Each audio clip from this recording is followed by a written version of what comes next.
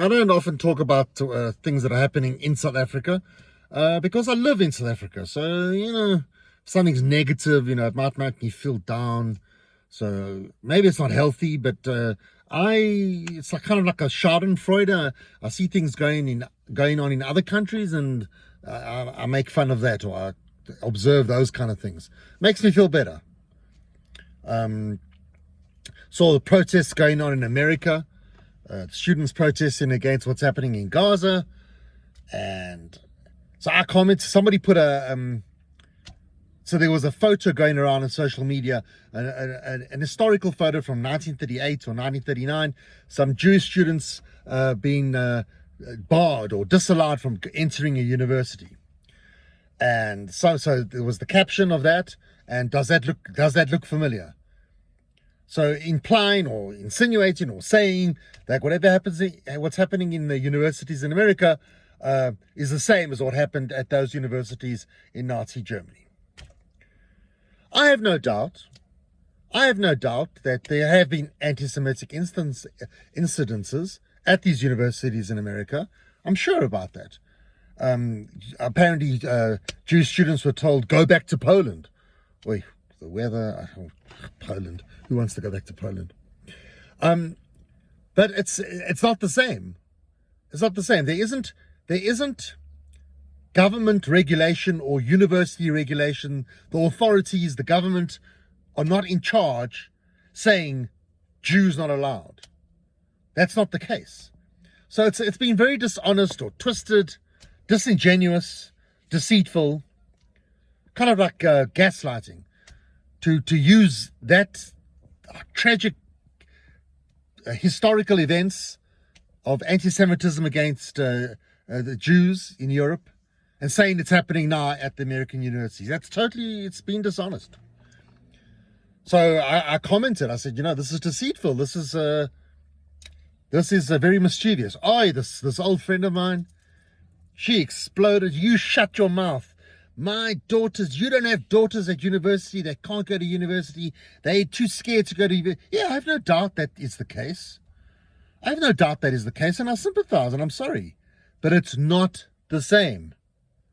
It's not the same as what happened in Europe in the late 30s, 40s going on.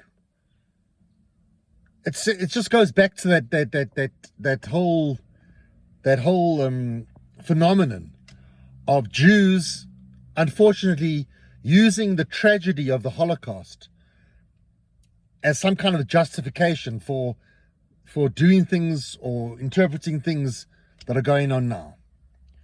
It's an insult to the memory of all those people who suffered and people who were murdered. Between 6 and 10 million, 11 million, 12 million, 6 million Jews, and for another 4 or 5 million other people. Slavs, Romas, you got it. You get the idea. So this woman, she exploded on social media. Shut your mouth. Just shut your mouth. So you know what? I wasn't going to go into a tirade and start. I thought to myself, you know what? You can be civil. So I thought to myself, you know what? I'm not wasting my time and energy going into a discussion with this because you've been rude. Don't tell me to shut my mouth. You're rude. So I just said, really? ? And then I blocked her. I don't need to deal with this nonsense. It's like, I know I've said this 100 times, Lord of the Flies.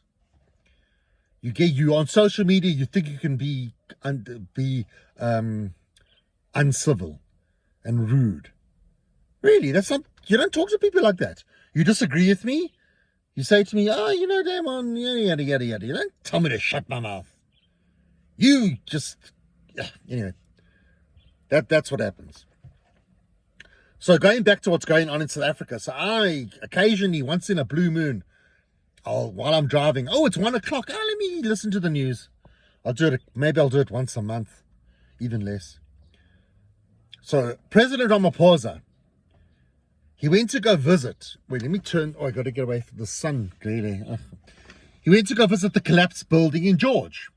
Now, that building that collapsed in George, it happened 10 days ago. Now, I'm thinking, President Ramaphosa, it's good that you're visiting the building, but you waited 10 days.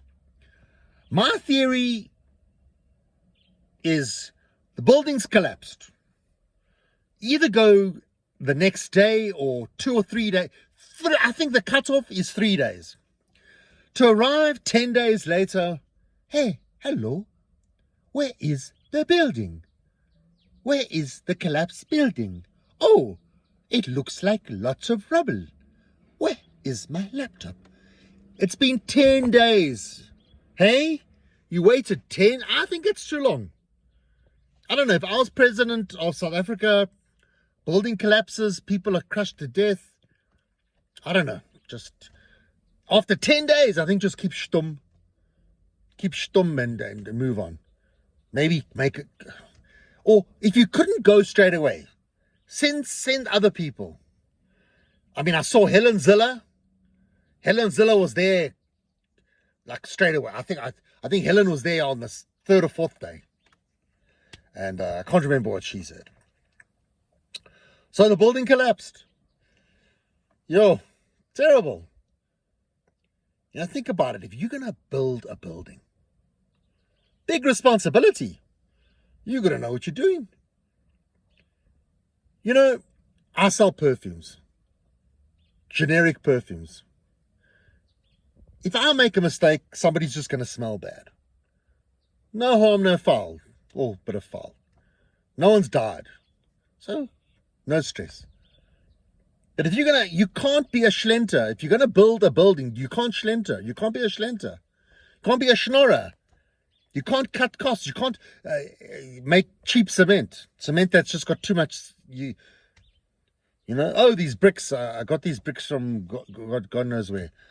My friend in his backyard in Germiston made these bricks. I don't know where he got that. I don't know what cement he used. Can't do that. People are going to die. So whoever's responsible, whether it's the structural engineer, whether it's the person who sold it could be the estate agent who sold the land to the construction, who knows? But they got to find who's responsible.